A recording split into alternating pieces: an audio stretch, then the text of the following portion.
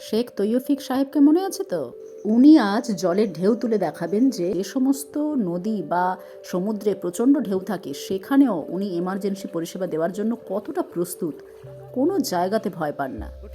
তার মানে সমুদ্রে যত ঢেউ থাক না কেন ওনার নৌকো সবসময় সুরক্ষিত, কারণ মাঝি এত শক্তপোক্ত অভিজ্ঞ। ওনার নৌকোর কাছে ঢেউ তো নস্যি।